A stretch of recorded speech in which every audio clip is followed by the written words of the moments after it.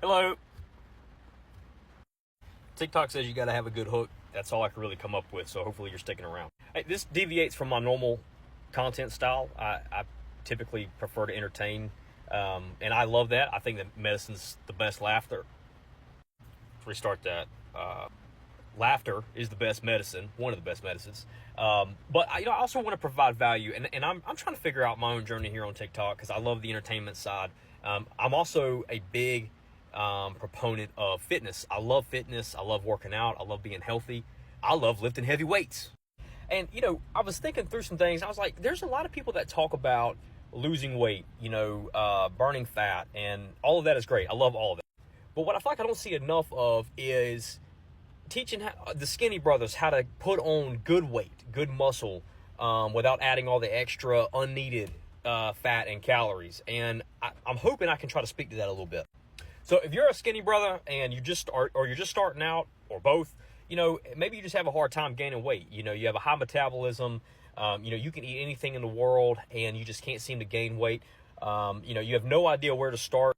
That's who I want to talk to for a second. So buckle up. Now, I'll go ahead and tell you, I'm not a Chris Bumstead. I'm not a Sam Sulek.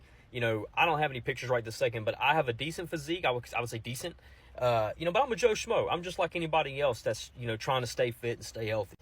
I started lifting when I was, around 19, so about 11, 12 years, and 12, 13 years now. And, I love it. I love doing it. I love helping others when I can. And there's a few things I wish I would have known when I started out, and I'm hoping I can share that with you and that you can take something from it. So here's the first thing. Don't compare yourself to anybody else. And I know you hear that a lot, right? That's kind of the staple. Don't compare yourself to others. Seriously, don't do it. It's very easy, especially as a skinny guy, because that's what I came from. I graduated high school at 135 pounds, and I couldn't seem to put on weight to save my life. Don't compare yourself to other people. When you go in the gym, it is you versus you. When you go in there and you start seeing other people lifting a whole bunch of weight and they're doing a crazy amount of pull-ups, or they're just strong and they're ripped and they're buff, you have to get out of this frame of mind of comparison, because now it's going to discourage you and you're going to think, well, crap, there's no way I'll ever be able to do that.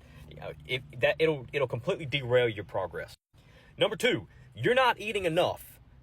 I know you're like, I'm eating as much as I can. I'm eating as much as I can. You're not eating enough. When you're trying to bulk and you're really trying to bulk, you have to track your calories. Okay, I'm sorry. No matter what anybody says, can you get away with not tracking it? Maybe. But in most cases, you need to track, especially when you're starting out, because you have no idea what you're eating. And 9 times out of 10, when you're really trying to put on size and you have a high metabolism, you have to eat more than somebody that doesn't have a high metabolism. So, you have to track what you're eating. That way you truly know what you're dealing with.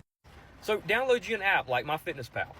Even today, I track my calories. I track my macros to make sure I know where I'm at. Now, not all the time, right? It depends on what I'm doing. But, in most cases, I track my foods. But when I started out, all I did every day was track my foods, and I tried to eat as much as I possibly could.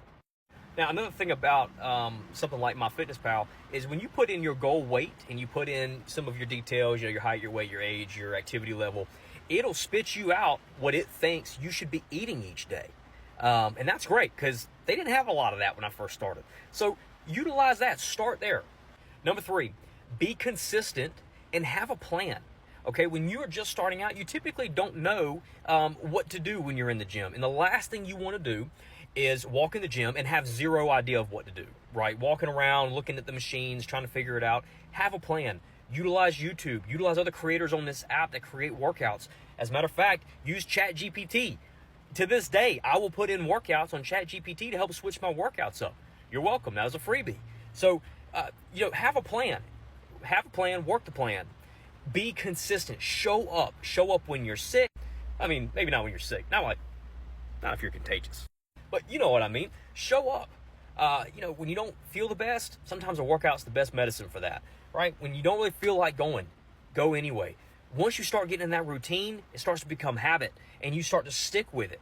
The only way you're going to see results is by staying consistent. All right, here's the last thing. Focus on quality foods.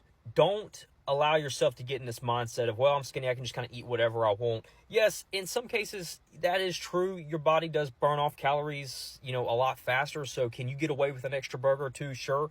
And I don't necessarily have a problem with that in some cases, but I would prefer that you focus on quality foods.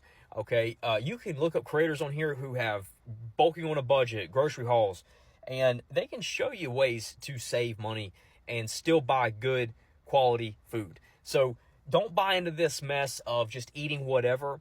Buy good quality stuff because it's going to help you feel better overall, right? Don't just focus on calories in, calories out. Focus on being healthy overall. So hopefully this helped. If you like content like this, leave a comment and let me know.